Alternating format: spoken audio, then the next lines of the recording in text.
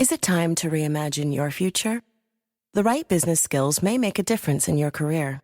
At Capella University, we offer a relevant education that's designed to focus on what you need to know in the business world. We'll teach professional skills to help you pursue your goals, like business management, strategic planning, and effective communication. And you can apply these skills right away. A different future is closer than you think with Capella University. Learn more at capella.edu.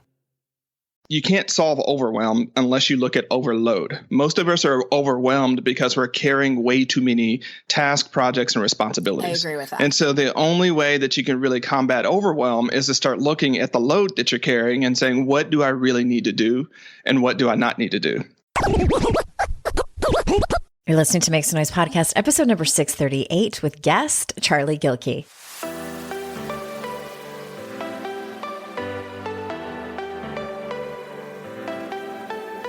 Welcome to Make Some Noise Podcast, your guide for strategies, tools, and insight to empower yourself. I'm your host, Andrea Owen, global speaker, entrepreneur, life coach since 2007, and author of 3 books that have been translated into 18 languages and are available in 22 countries. Each week, I'll bring you a guest or a lesson that will help you maximize unshakable confidence, master resilience, and make some noise in your life. You ready? Let's go. Hello, everyone. Welcome to another episode of the podcast. I am so glad that you're here. I have a rebroadcast for you today, and it's with one of my favorite people, Charlie Gilkey. These rebroadcasts are only episodes that are most popular, the most listened to, most shared episodes of all time. I'm going to make it sound dramatic. And I'm not surprised at all that Charlie Gilkey is one of those episodes. Charlie has been a friend of mine for, maybe close to a decade. He's incredibly smart, talks about productivity, but not from like a do more, be more disciplined point of view. I'm going to let you listen to the episode so you can hear about how he talks about productivity. And as a reminder, 52 Ways to Live a Kick-Ass Life is being re-released in December because it has been updated and revised. I wrote 52 Ways to Live a Kick-Ass Life. I wrote it in 2012. It was released officially in January of 2014. It was my very first book and kickstarted my career as an author. And I'm so excited to bring it to you, a revised and updated version of it.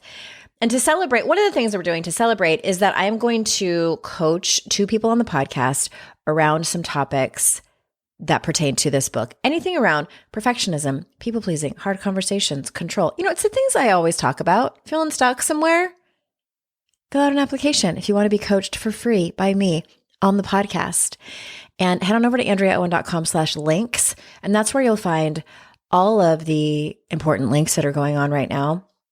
Thank you for that, for those people who are willing to be brave to come on the show to help yourself and others. So let me tell you a little bit about our guest today. Charlie Gilkey has advised hundreds of teams from Fortune 100 companies to tiny nonprofits through Productive Flourishing, the coaching and training company he founded. Charlie is the author of the critically acclaimed Start Finishing: How to Go from Idea to Done. He is also a former Army logistics officer and a near PhD in philosophy. Charlie lives in Portland, Oregon. So without further ado, here is Charlie. Charlie, thank you so much for joining us over here on the podcast. I am so excited to be here. We had a fun jam on the Productive Flourishing podcast, and so I'm excited for round 2. Absolutely. Yeah. And I will put the link in the show notes for anyone. I was on Charlie's podcast and it was the first time I had ever talked to you, and I've kind of, seen you around the internet town, and I wasn't exactly sure what you did. And then I come to find out you're that kind of person who, and I think you say it best on the homepage of your website, that you are kind of, you say, I love this. If a mad scientist were to do a Freaky Friday experiment and cross an entrepreneur, army officer, philosopher, I'd be what popped out of the tube. Exactly. Yep. I mean, I after many years of trying to explain who I am, I'm like, that's the best I got for you, Which is why I'm excited for this conversation. And one of the things I'm most excited to have you talk about is I hear a lot from my audience tell me they're overwhelmed, they have so much to do, and that combination makes them get less done. So let's start with productivity. What is time blocking? I think that's a term you use. And how can it be used to help us be more productive? I'm going to delay that answer just a second, right? Because I have this thing that I talk about with my audience about overwhelm. Overwhelm is an emotion, and it's a emotion that's an effect of something else, right? And so I think it's usually unhelpful to say that you're overwhelmed. And I know that's so a guy thing to say. It's unhelpful to talk about your feelings. I'm not saying that. But when you really... no children. Right. The guy with no children is obviously saying that. What you really, when you go into a problem solving mode, right, you can't solve overwhelm unless you look at overload. Most of us are overwhelmed because we're carrying way too many tasks, projects, and responsibilities. I agree with that. And so the only way that you can really combat overwhelm is to start looking at the load that you're carrying and saying, what do I really need to do? And what do I not need to do? The reason I want to start there is because a lot of times, especially when you're known for productivity, people come to you and like, I want to get more done. Tell me the strategies. Right. Tell me the strategy to get more done. And the first thing I want to say is actually, you probably need to do less. Yeah. Right. You probably need to do fewer things. And I know that's not what you want to hear, but you need to do fewer of the things that matter. Or excuse me, you need to do more of the things that matter, which means you need to do fewer of everything else. Right. Right. And so I kind of wanted to start there because if your listeners are like, I want this guy to tell me how to like do twice what I'm going to do, you're fundamentally talking to the wrong guy. Now, if you really want to focus on your best work, the work that matters, the work that's going to leave your greatest contribution to the world, okay, now we can have a great conversation. So to that point, you mentioned time blocking, and time blocking is just a way of looking at your day and saying, okay, what are the different types of tasks and different type of activities? And I've highlighted 4 different types of blocks. There are focus blocks, which are those blocks in which you sit down and you get your deep work done. You get those things that require a lot of thought and focus. The best thing that I tell people here is if you can really do that work while multitasking or listen to, spoken word music, it might not be the type of work that's really in there. It's when you're in that zone. And these blocks are 90 to 120 minutes long. And that long because it takes you a little bit to get into it. Then you get some progress. And then to have a meaningful transition, it takes you a little bit to get out of it. And so they tend to be in 90, 120 minutes because of the amount of time that it takes us to do that. And also just because of our biorhythms, we refresh every 90 to 120 minutes. And that's about the time that most people will like start to get itchy. That's where you'll start to like want to jump over to Facebook. That's where you'll need a new coffee. So it just creates this really organic human block that we can use. And I'll come back to that in just a second. The second one is a social block. This is when you're interactive with people. So for instance, Andrea and I are talking this morning. She's catching me a little bit earlier, but I prepped for it. Normally, I'm not my best version of human before 11 o'clock in the morning. I'm really not. And so I have scheduled my day so that like when I am my best version of human and can be social and can be really generous and be all the kind of, that's when I have all my meetings, but not when I am, in the middle of my focus time and I'm, sort of in that creative mode. So social blocks are those blocks of the day. And those tend to be as well about 90 minutes. And people are like, the standard meeting is an hour, Charlie. Why is it 90 minutes? Well, because it takes you a little bit to transition for that meeting. It takes you a little bit to transition out of that meeting. So 2 key themes that you heard. One is about thinking about the transition periods in and out, also setting up some buffer in your schedule. I just want to say something to that really quick. And have you heard the term confetti time? I have not heard the term confetti time. It was, I think the term was coined by a woman, and at this moment I cannot remember her name. I'm sure if someone Googles it, they can find it. But it was what specifically it talks about is like you were just saying, those. So for instance, what my schedule looks like is I might have an hour in between clients, and that's like a whole hour. Imagine what I can get done in that whole hour. But that's confetti time because by the time I go to the bathroom, by the time I, being that I'm a mom, I'm like, oh, there's this stuff I have to pick. It ends up being really nothing at all. But at the end of the day, a lot of, especially women, this is really prevalent in women's lives.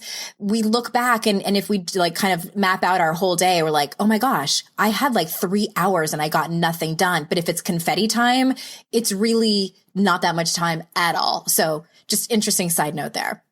Yeah, well, that confetti time, well, I'm going to speak to women's experience. I realize how dicey of the ground that I'm on right now, but I do work with a lot of... we thank you for your acknowledgement and welcome your opinion. I call a lot of that stuff that women end up doing invisible task, because there's just like stuff shows up like, your kids never have to think about the toothpaste like the toothpaste is just there. Mom is going through, and when they run out of toothpaste, is making sure the toothpaste is there and the dishes are clean and things like that I call them invisible, not because, not to dishonor the work that women are doing, but because women themselves oftentimes don't count that as something that's showing up on their to-do list. And like, I didn't get anything done today. When you look at like the laundry was done, the food was cooked, like, you made all the phone calls, you did all the things. And I realize this is, a sociological, generalization. It's not always women doing this, but oftentimes in our society it is. And so the thing about these invisible tasks, and also things like going to the bathroom, they live on your schedule. Like you do them in time. And the best thing that we can do is illuminate them and make it visible and say, you know what? I actually have 3 hours of home management work that I do every day. And first off, not to go too far, it's unpaid labor, often unacknowledged labor. And second off, it's sitting and displacing other things you might do. I think when we get real about that, especially if we look at creatives and entrepreneurs who do have some autonomy over their time, it's like if you're spending 3 hours doing work that you might be able to get done for $15 an hour, well, you have then paid yourself $15 an hour to do that work. Right. And if you are an entrepreneur and your value of your hour is $15, you might want to think about getting out of being in business straight up. Obviously there are some things that you can't outsource and there's some things you can't do, but I just want people, and women especially, to value that time and to think about how they can account for that time and start having the honest and real conversations with those they love about, getting the support that they need, and also getting the acknowledgement that they need a room of their own. They need to do their own creative work. They have stuff that they want to do that's not just taking care of other people. Okay, side rant there, but we need to introduce that into the conversation. And trust me, if I talk about it with women, I'm all over my guys about it. I'm like, look, dude, like a lot of your life is set up on just you being able to do these one thing. So you get a lot more done than some of the people around you who support you doing that. So I want you to be aware of that as you're going forward. Yes. Thank you for that. I mean, there's like a few different tangents we could go on. I made one note about something we'll circle back to, but I want to have you continue on your what you were saying before. So the floor is yours. So third block is the admin block. And this is the 30 minutes to 1 hour block where you're doing all the email and social media. And it's just that sort of place where you intentionally say, I am going to do these types of things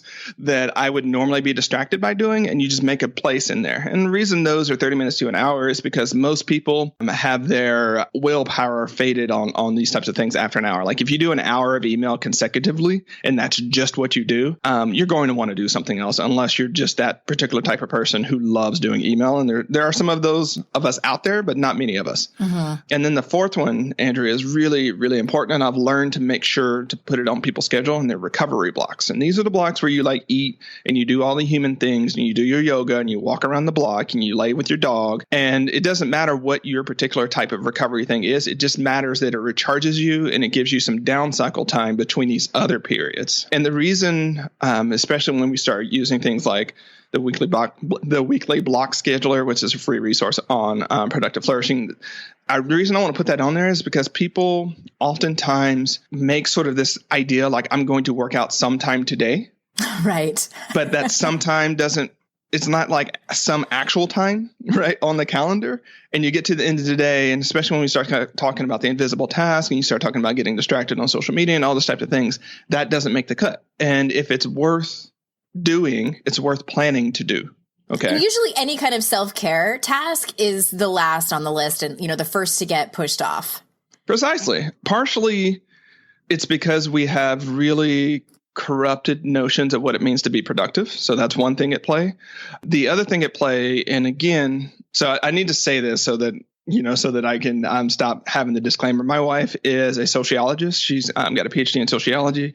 I'm ABD in philosophy. We have a lot of talks around gender issues and sociology and things like that. So that's where a lot of this is coming from, is her influence in my thinking as well. So when we look at it from a sociological perspective, women have a hard time claiming the space in their time. And so if it's a self-care sort of thing, it can be much harder for women to justify making that time as opposed to other care activities. And so there are multiple reasons. One, we think that being productive means doing things that have economic yield. And we really need to question that. And the second one is, for a segment of us, we have a harder time claiming our needs as important as other people's needs, and therefore don't do it. That is the gospel, Charlie. Because, oh my God. Okay. So I work with women exclusively, and I will tell you hands down that is true. I was just talking about this to the women in my Raise Hell program, and it is like pulling teeth when I challenge them to even just rest and play. I had one particular woman where she said, like, that makes me so uncomfortable. And it's, I think it's great to work through that, get curious about that. And, it's multi-layered and it's gender specific. I think it's gender specific in many ways. And oh my gosh, so much yes to that, what you just said. Rewind that, y'all, if you need to go and listen to that again. Very important. In those moments where money isn't moving as fast as your dreams are, Earnin provides the financial momentum you need to keep moving forward. Earnin is an app that gives you access to your pay as you work, up to $100 per day or up to $750 per pay period. Just download the Earnin app and verify your paycheck. Then access up to $100 a day as you work and leave an optional tip. Any money you access plus tips are automatically repaid from your next paycheck. You can use Earnin to pay for things like early holiday gifts, a personal growth retreat, an unexpected trip to the vet, or maybe a sudden expense with one of your kids. Make Earnin a part of your financial routine and join Earnin's over 3.5 million customers who say things like, when I think about Earnin, I think about financial stability, security. It gives me a lot of peace of mind. Download Earnin today, spelled EARNIN in the Google Play or Apple App Store. When you download the Earnin app, type in noise under podcast. When you sign up, it really helps the show. Noise under podcast. Subject to your available earnings, location, daily max, and pay period max. See earnin.com/TOS for details. Earnin is a financial technology company, not a bank. Bank products are issued by Evolve Bank and Trust, member FDIC. The holiday season is just around the corner, and we're all looking for ways to spend and stress less. HelloFresh makes mealtime nearly hassle-free with delicious, home-delivered, chef-crafted recipes that come together quick and are less expensive than takeout. Easily customized recipes so each meal is just the way you like it. There are always options available to trade or upgrade proteins or swap out side dishes even. HelloFresh saves me so much mental energy. No more thinking about what I want to eat, planning, the shopping, the prep. It's all done for me. My current favorite right now is their avocado and pineapple salsa breakfast toast. So yummy. I love that they have breakfast as well as dinners. It's no wonder that HelloFresh is America's #1 meal kit. Get 10 free meals at HelloFresh.com/free MSN. Applied across 7 boxes. New subscribers only. Varies by plan. That's 10 free HelloFresh meals. Just go to HelloFresh.com/free MSN. Bored at home? Head over to Chumba Casino and join some serious social casino fun. With hundreds of games at your fingertips, no purchase necessary. You can play anytime, anywhere. There's a special welcome bonus waiting for you when you sign up. Play for fun, play for free, and you could even redeem some great prizes. Visit ChumbaCasino.com and get ready to reel in the fun. Sponsored by Chumba Casino. No purchase necessary. VGW Group. Void where prohibited by law. 18 plus terms and conditions apply. So one of the biggest challenges that I will sometimes issue to my clients, especially if they're women, is to pick some random Wednesday and go out and do something to take care of yourself that is not productive in the middle of the day on a Wednesday. You will not imagine the hives that come up for so many. Oh, no, It's like, I can't. What would I do? And it's Wednesday and like all these sort of things. It's like, it's just another freaking day of the week, right. Except for you have made it this thing but we can break that. And the reason I assign that assignment or that challenge is because I want us to break the hegemony of this sort of 9 to 5, Monday through Friday way of working, which doesn't work for so many of us anyways. That's an invention of the last 200 years. And we have seen the cracks of that sort of thing. So it's breaking that hegemony, but it's also saying for my audience of entrepreneurs and small business owners is like, you're in this business because you wanted autonomy, and yet you are more of a slave to time than you were before you started. Exactly. Let's break that, right? And yes, you can go out on a random Wednesday and do something, which might mean that, you might got stuff to do. So maybe you do that on Saturday in the middle of the day, but then you're like, but what about all the housework that I need to do? And I'm like, that's the point, right? I'm trying to make, it's not going anywhere, but I'm also like, I want you to see how this is all working so that you can at least make principled decisions about the way that you're going through rather than just reacting and being overwhelmed. Oh man. And the majority of my listeners are 9 to 5ers. And so, can you take a mental health day? Can you call in sick? You might not want to go to the mall because you might run into somebody, but stay home and gasp, binge on the entire series of Handmaid's Tale or something like that. No, I agree with you. And I always, not always, but a lot of times I assign a challenge like that, not necessarily just to do it, which I think is important. And yes, you need to rest and play and rejuvenate, but to see what comes up during the process and get curious about that. That is really where the lessons come from, and the clarity about what needs to, what you actually need to work on. It points at that, about what you need to work on. What core beliefs do you need to challenge? What new belief system, what new stories do you need to create in your own life? Yeah, exactly. And the one that comes up the most from that particular one that I've learned is their really deep-rooted feeling that their happiness is contingent on them working for it. Yep. Right. Mm-hmm. And so you have to do all this other stuff. And then at some point in time, you'll get to relax, or you'll get to be happy, or you'll get to prioritize on yourself. Guess what? That day never friggin' comes. No. Right. And so, but that's the thing is what type of person am I? It goes really deep really quickly, right? Well, what type of person am I if I'm on a Wednesday and I'm having brunch at, 10 o'clock in the morning and I have no plans for the rest of the day? That's not who I am. And I'm like, really? Let's unpack that a lot. And so you're absolutely right. Most of the trouble that we get into when it comes to productivity and personal development is the behaviors and actions that we get into that are unreflective, right? That we didn't actually in some conscious way choose to do that. We're just sort of going with it. Andrea, I'm sure you see it too. There's a certain point where people will wake up and say, how the hell did I get here? How did I get here? Because when they look at where they want their life to be and where they are now, they're like, I didn't choose this. Well, in a certain place, especially if you believe some of the work from positive psychology and behavioral economics, you didn't choose it. These were unconscious behaviors that you did, right? You said yes, too quickly out of reflex, and then you were committed to that yes. Or we can go down the chain. So in a certain way, you didn't choose that. And that moment that you wake up and say, how the hell did I get here? Your excuses are done, right? And not excuses, right? Whatever you did in the past is done, because now okay, here's where I am, and I need to do something different. And one of the first things that I would think you need to do is to start examining how you make these choices about your time. Because as Annie Dillard said, how we spend our days is how we live our lives. And so if your days are not going the way that you want them to, don't have this sort of belief that there's going to be some quantum shift, right? Your day is not where you want it, but at some, indeterminable point in the future, it's going to quantum shift and it's going to be the life that you want to live. That's not the way it works. Unfortunately. Yes. So much yes to that. I do. Oh man. Yes. And that place that you just described when you have that moment, I also sometimes call those what the fuck moment when you're like, how did I get here? And that can be kind of a sickening feeling I also call it the point of no return. So it's you've gone so far in and you've become conscious to what you've been tolerating in your life, what behaviors you've been doing and employing and all of that stuff. And it's happening and you're not really sure what the solution is yet, but you can't stay in this place and you can't unsee it.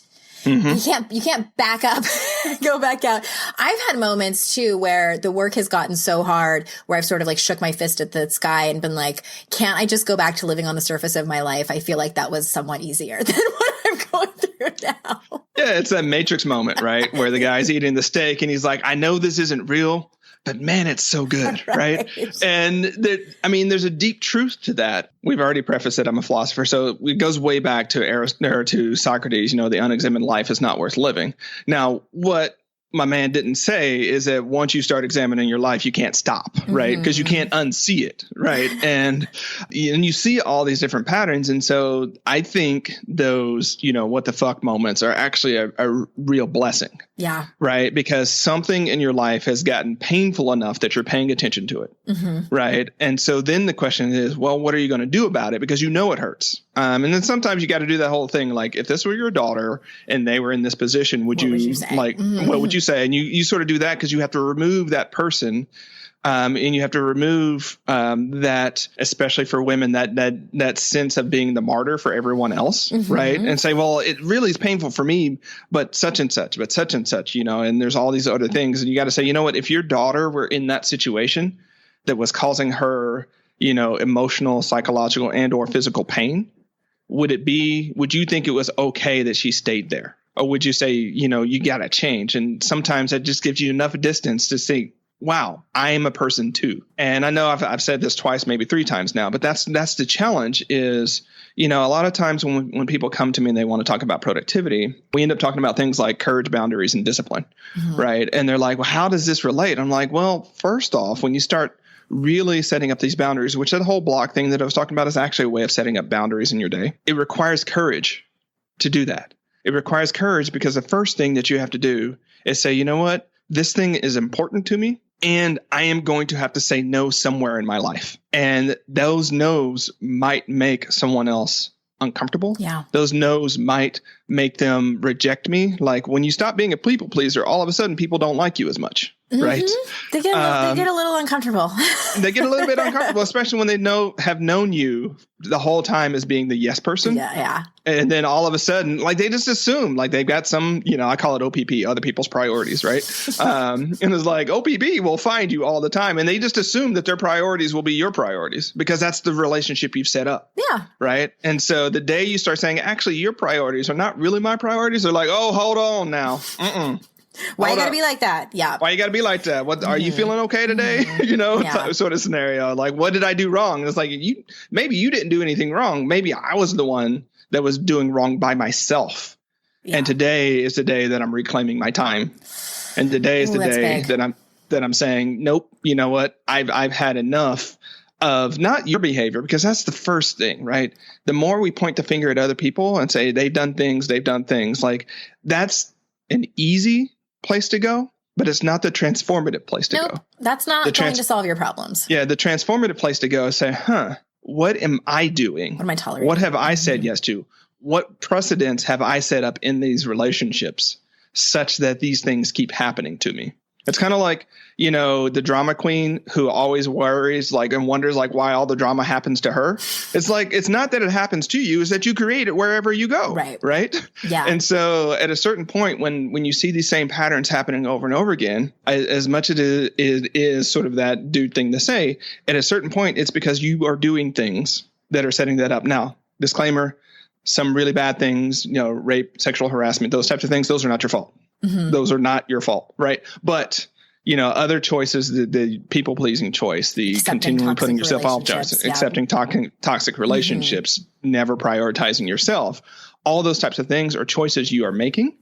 And you might have good reasons for making those. You might have priorities for making them. I just want people to acknowledge that I am making this choice because this is a priority for me. And I'm okay also at the same time saying that means I am choosing not to do that. And therefore that is not the higher priority for me. Oh my gosh. So much good stuff. Okay. A couple of things I want to mention that are in the show notes for everybody listening. I know that you have a really well thought out and great blog post that lays out, that's the term I was looking for, the whole time blocking thing that you just described. So that link will be in the show notes. And also I want to circle back to just mention what we were both talking about regarding boundaries and having those hard conversations. And if you are feeling overwhelmed and you are realizing, if you're having some light bulb moments, some aha moments happening, and you're like, well, how the hell do I have these hard conversations with my partner or my boss or my parent about saying no? This is one of the modules I cover in Raise Hell, y'all. The link to the interest list when I'm going to be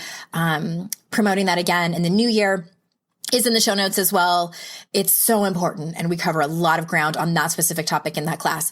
So I want to, indirectly related topic about being in the moment, as we're talking about being spread thin and being pulled in so many different directions. So how can we be more present and bring ourselves back to this moment? The first thing is to stop doing whatever you did that got you out of the moment. And I know that sounds obvious, but if you're not in the moment because you're on Facebook, leave Facebook. Right. Put your phone down. Mm-hmm. And that sounds obvious, but we don't do that. Right. Mm-hmm. So that would be the first thing. That really the general advice that I give everyone is step away from your desk and any and all devices. Right. Any and all devices for at least 15 minutes, because whatever you are doing can wait for 15 minutes. Barring really, really emergencies. Barring a house on fire. So fair. Yes, it's so fair. Like, I don't know. Quick tangent here. I think partially because of the media cycles we're in, partially because of the way we've set up, like we're always on guard for the emergency. Right. And what if like I don't take my phone to bed with me and I, leave it downstairs, at 8:00 and pick it up the next day? Like, what if something happens? That sort of psychic insurance that you are paying, it's super costly, right? Because you can never find that space to be present because there's always, you're always looking for that emergency to happen. And it's just part of our wiring these days. And so the first thing is to realize that there are very rarely emergencies that can't wait. And so kind of going back to the time blocking thing, Andrea, when I talk to clients and talk to people about this, like 2 hours of focus time, I can't, like, what if I get emails and what if people call me? And I'm like, they can wait for 2 hours. Yeah. Right. We can all carve that in, but what if my wife needs to call me? I'm like, well, probably can wait for 2 hours. Like, when's the last time you got that call that really could not wait, And so part of it is setting up this relationship. And the reason we're talking about this in the context of being present is because if you have opened your psyche such that anything and everything can bombard you at any given time, it's impossible to be present. Yeah. You have to set up that boundaries. And when I talk about boundaries, I talk about positive and negative boundaries. Positive boundaries being the space that you create for things, and negative boundaries being the space you create from things, right? And they require different approaches. But largely speaking, you're stuck or you're in that sort of scatterbrained or urgency spiral. The first thing to do, step away from your computers. I know it's going to sound like something like a, coach would say, coach or military officer would say, but drink water. Seriously, drink water. Because when you're drinking water, this is really subtle things that happen that you can't do something else while you're drinking water. You mean online shopping isn't going to help me? No. I'm kidding. Pretty much, if you click on it, it's not going to help you. And so that's why we get away from the computers. Get away from the computers. Drink water. Get outside. Even if it sucks, put a coat on. Go outside. Walk around the block. Really think about the question I want to leave my clients with was what matters now. That's a great question. What matters now? Now, there's like the two words that are super important on that is matters and now. Right. And if you need another word to add to that, what really matters now. Yeah. Right. And because, while you're doing that drinking water, while you're doing that walking around the block, while you're taking that space to think and pause, a lot of times you'll see, okay, this is actually what's going on. I'm tired today because I got a terrible night's sleep because cats and kids jumped on me all night. And the reason I'm in this sort of overwhelmed urgency spiral is because I'm literally just depleted and I can't do the work that I set out to do today. That's a hard admission, but then you can start to say, okay, what can I do right now? Maybe you need to switch that focus block for a recovery block, and maybe walking around the block, or maybe sitting in your hot tub, or maybe pouring yourself a bath, or going to the coffee shop is exactly what you need, and giving yourself permission and taking the courageous action to do that. Right. But that's really how to come back to being present. And again, it's not rocket science, but you have to break that stimulus response action of I'm stressed. or I'm anxious, so I'm going to click on something. And then I'm going to see something that makes me anxious or makes me excited or makes me curious, and I'm going to click on something, right? And then you spend 30 minutes to an hour in a click hole, and you don't feel any better. Like a negative feedback loop. Yeah, it's a negative feedback loop. But I mean, we can go into the neuroscience of it, but basically I can say this. Our brains are wired to do exactly that. And all the application developers and Facebook know that, right? And so their whole job is like that whole dopamine thing. It doesn't actually trigger upon reward. It triggers upon search and find, right? And so you can find stuff that you don't like, but you're primed to continue to find more of stuff that you don't like, right? Because it's the search and find hormone at play, not necessarily the reward hormone. So that's why, stepping away from that and getting out of that cycle is super important. That is, I love that. And I hope that people listening, that's something that you take away. And so I have kind of a funny story about that. I thought of it while you were saying that. A long time ago, we have a mutual friend, Jenny Blake. She's been here on the podcast. And it was years ago, I had sent her an email for something and I got an autoresponder and it said, "Hi, I am taking a month off in Bali and I forget what she said in the email she was doing. It was like rejuvenation or something like that. And in the email, she said, I will be returning on such and such date. It was like a month away. And all of my emails are going to be deleted. And when so if you need to get a hold of me, email me back after this date." And I was like, what? And I wasn't mad at her, but I was more like shocked that you could do that. Like, not from a logistical standpoint, but like as a human. And it just blew my mind, Charlie. And so anyway, fast forward 2018, we're going on vacation this June and I'm going to be gone for 10 or 11 days.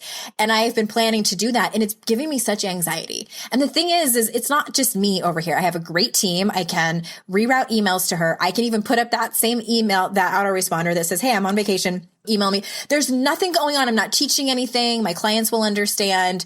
There's no reason that I can't do this, but this brings me such anxiety. So I got curious about it. And one of the things that came up was, I feel that I matter more. I feel more important when I am needed and when I know someone needs a response from me and I'm going to get it. So the thought of not having that for 11 days is terrifying. I'm being a little dramatic here, but I think you get the gist. No, I get the gist, right? And so that's the desire to be needed and cherished is a really important thing for a lot of people. And when you get down to the fact that that's really what's going on there, I always like awarenesses like that because you can see it. Where else is that the driving force in my life, right? Where else is this coming up? Where else, like when the team upward delegates something to you, right? And you're on the one hand frustrated, but you take it because they need you to do something, right? And so as an entrepreneur, sometimes when I'm working with folks, I will tell them when we are successful, you will have an existential crisis because your team and your business and your customers won't need you all the time. And you'll have to step back and say, okay, if I'm not the wonder kid that fixes everything. I'm not the solution for all problems. I'm not the go-to person and the team is just doing this. What's my value? Where does that leave me? Where does that leave me? What do I do? And so I warn them in advance because I'm like, there's going to be a day you're going to go into the office and no one needs anything from you. And there's nothing for you. There's no fire for you to put out. There is no crises that's imminent and people are doing their work and they're not talking to you about it. And they're doing the things that you want them to do. And all of a sudden you'll be like, I actually have no idea what the hell to do with myself now. Yeah. It's and that's really where we can grow. Yeah. I realized too, when my dad died, and I'm an overfunctioner too, when it comes to really hard situations like that. And I was in the car with my stepmom and it was right after he had died and we were making the arrangements and she was talking and I think she might've broken down at that point. And she turns to me kind of curiously, she just realized it. And she's like, "You're doing exceptionally well." During this whole process. And I said, "I'm really great in a crisis." And it's true. I feel like I become more productive when I have more stress and it's almost like I become tunnel focused. I'm also, I'm sure you're familiar with the DISC assessment. I'm a high D, high I. And so one of the trademarks is that we put productivity before relationships. And if I've had people that I've done joint ventures with and projects with who have to tap me on the shoulder and be like, hi, remember me? And I don't like the way that you sent this email, because I get short and curt and I'm all business. I just get hyper focused. And it's not something I'm proud of by any means. I really wish that I would put, relationships before productivity, but something happens in my brain. And I think it's a coping mechanism. I really do. I think it's a way for me to feel important and needed and acknowledged. And yeah, it's kind of creepy. Chronic migraine is 15 or more headache days a month, each lasting 4 hours or more. Botox, onabotulinum toxin A, prevents headaches in adults with chronic migraine. It's not for adults with migraine with 14 or fewer headache days a month. It prevents, on average, 8 to 9 headache days a month versus 6 to 7 for placebo. Prescription Botox is injected by your doctor. Effects of Botox may spread hours to weeks after injection, causing serious symptoms. Alert your doctor right away, as difficulty swallowing, speaking, breathing, eye problems, or muscle weakness can be signs of a life-threatening condition. Patients with these conditions before injection are at highest risk. Side effects may include allergic reactions, neck and injection site pain, fatigue, and headache. Allergic reactions can include rash, welts, asthma symptoms, and dizziness. Don't receive Botox if there's a skin infection. Tell your doctor your medical history, muscle or nerve conditions, including ALS, Lou Gehrig's disease, myasthenia gravis, or Lambert-Eaton syndrome, and medications, including botulinum toxins, as these may increase the risk of serious side effects. Ask your doctor and visit BotoxChronicMigraine.com or call 1-800-44-BOTOX to learn more. Kroger Delivery has one mission: to deliver the freshest food right to your door. That's why our drivers are pros. Our trucks are refrigerated. And when it comes to low prices, we always deliver. With $20 off your first order of $75 or more, there's no better time to get in on the action. Mission accomplished. Restrictions apply. See site for details. Are you a parent in need of a laugh and a little escape? Look no further. Parenting is a Joke is the podcast you've been waiting for. Hey, I'm Ophira Eisenberg. I'm a stand-up comic and parent. And each week I chat with one of my top comedian pals who, just like you, are juggling careers, busy lives and schedules, and raising a family. You can expect candid stories, hilarious mishaps that happen on stage and at home, and just a lot of laughs. There's no expert advice here. Well, actually, sometimes a good idea does sneak its way in, but mostly just pure, relatable fun to remind you that we're all in this parenting adventure together. New episodes of Parenting is a Joke drop every Tuesday, so tune in, get ready to laugh, unwind, and maybe even feel a little bit better about your own parenting. Because sometimes that's exactly what your therapist, pediatrician, and bartender ordered. Subscribe now on your favorite podcast platform. I had a similar awareness about myself in 2016 that I realized that I was exceptional in a crisis. And I thought, that served me really, really well. But I want to be exceptional in the calm. Right. And I don't know how to do that. Right. I'm with you. How do I focus when I don't have, you give me a mission, you give me a quest, you give me a constraint, I'm all over it. You give me 17 fires to put out, I'm going to do it with flair. You give me a bunch of wood just sitting there that needs something to do with it. I'm like, I have no idea what to do with it. It's do we burn it? Is that that's the only way? Yeah, it's I don't know what we do with it. And so it was really been a process unfolding, and I'm still on that journey right now of okay, how do I create these boundaries and how do I create these things so that I don't need pain to motivate my activity, right, at a certain point, and that I don't need the permission of a crisis to focus on something. Because that's the other thing, whenever not to downplay the grief of losing your father, but you have sort of this whole, my dad died, I need to focus on that. And everybody's like, okay, go do your thing. Right. But when it's hey, I'm on a book deadline and I got to go do that, people are like, well, books are weird. So it's I'm on this business building deadline. Let me use it this way. People are like, hey, but can you do this in the meantime? Right. Whereas they just don't. They don't create that external permission for you to do that, and you won't create it for yourself. And that's really the challenge there. So it's how do we get good at saying, you know what? I don't need for something to be on fire for me to be focused and engaged in it. How do I start making that? And it's a work in progress. It's a different level of the boundary sort of decision, because the first sort of boundaries conversations that you need to have are the ones that are around causing you pain, psychic, emotional, physical, or otherwise, right? But those second and more difficult ones are the conversations around the things that will enable you to thrive. And those are really hard because, again, when it comes to self-preservation, we all get a blank check. Like if someone's hurting you or something is hurting you, everybody's like, oh, stop doing that pain. But when something really nourishes you, and claiming that and making space for that and prioritizing that becomes a challenge, because people are like, but what about my things that I'm in pain for? My pain is more important than your nourishment. Mm-hmm. So therefore, you get this priority, right? You should tend to my needs first. And it's like, first off, we need to look at, aside from family and friends that we have chosen, like, why are other people's needs our needs in the first place? Right? Or other people's priorities ours in the first place. And so it's a constant sort of thing, because when we look at our lives, they're much like businesses, like disorder, chaos, and overload are the natural state of things. Yeah. Right. And so every day, every week, but just continually is more what I want to say. You have to look and say, what have I said yes to? What have I taken on that I need to let go of? It reminds me of a line from the Tao Te Ching, which goes, with knowledge, daily gain, with wisdom, daily loss.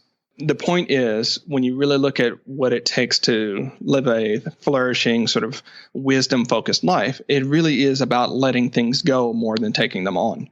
But the natural way in which we navigate the world, it seems, is to take more things on. Yeah.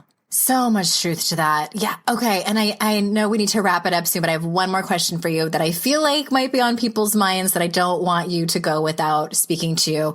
And more specifically, we've touched on it, but saying no is hard. And especially, I think, when it's people that we really care about and that we're close to. So what are some ways we can practice saying no to someone that we love and care about? So first off is to acknowledge that they're important. So not just like, no, you don't matter. It's like, I hear you. I hear that this is something that's important and I can't do that right now. Remember, no can be a complete sentence. Yeah. But in these scenarios, especially the more this person matters to you, the more that you want to start with acknowledging that they are important and that you hear them. And then you go into, I'm not able to do that right now. So part of it is to delay, right?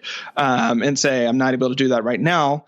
Is this something we can talk about, at the end of the day, or maybe we can do this weekend? So you can sort of punt off things that way, right? The second way is just to really get clear about why you can't do it when you need to do that. Like, I can't do that because this is important to me.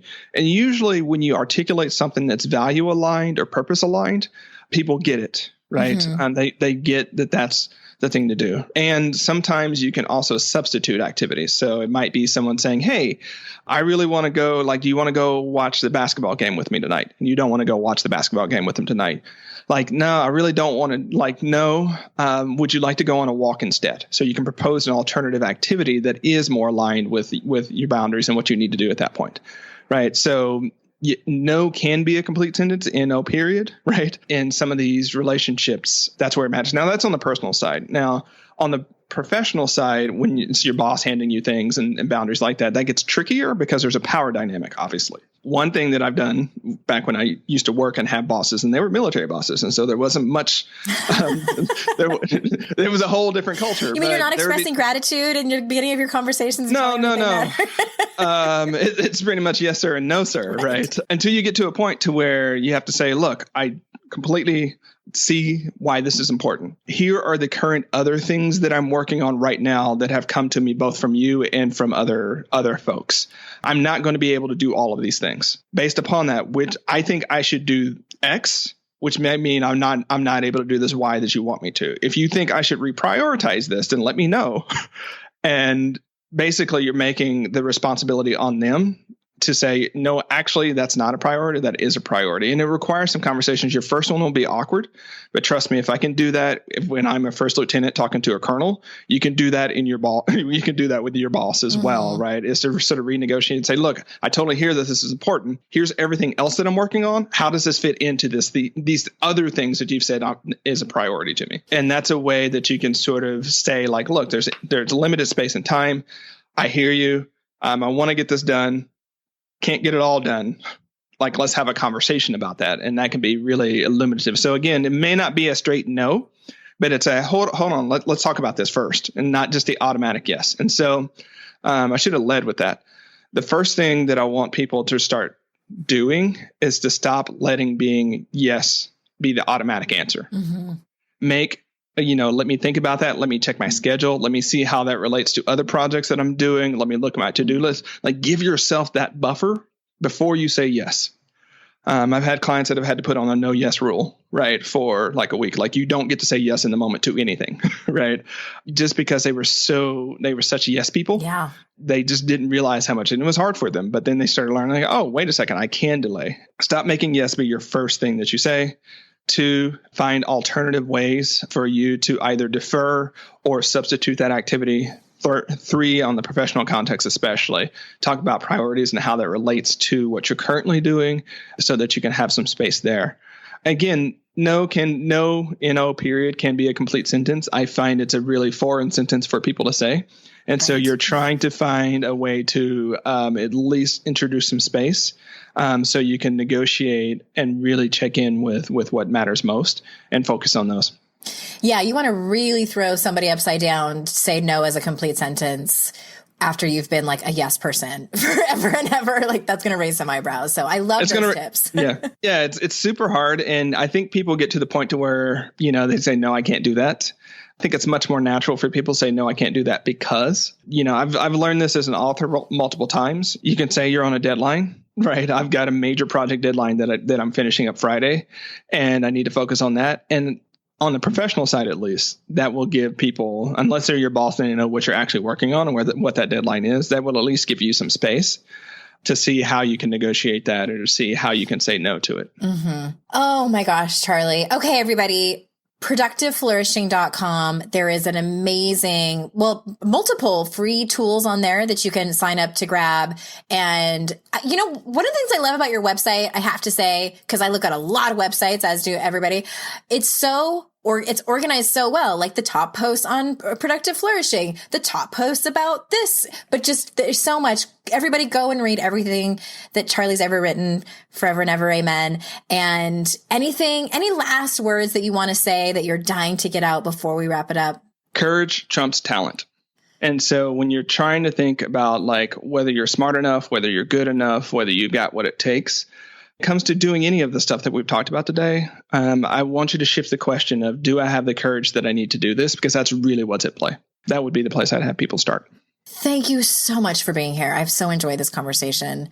And everyone, thank you so much for being here. I know how important your time is, and I'm honored and grateful that you spend it with me and my guests every week. Thank you so much for that. And until next time, I will see you all out in cyberspace. Hey everyone, thanks again for listening. I would be so incredibly grateful if you haven't done so already, if you could leave a review of this podcast on Apple Podcasts. Super easy if you already listen to your shows over there. But if you don't, or maybe you have the app on your phone, but you listen to the show on a different app, if you could leave a review for this show, it matters so much. I wish I could express how much it matters. I also wish that it didn't matter so much, but alas, it does. So if you haven't already, please go review and rate the show. It would mean so much to me. And thank you so much. I hope you have an amazing day.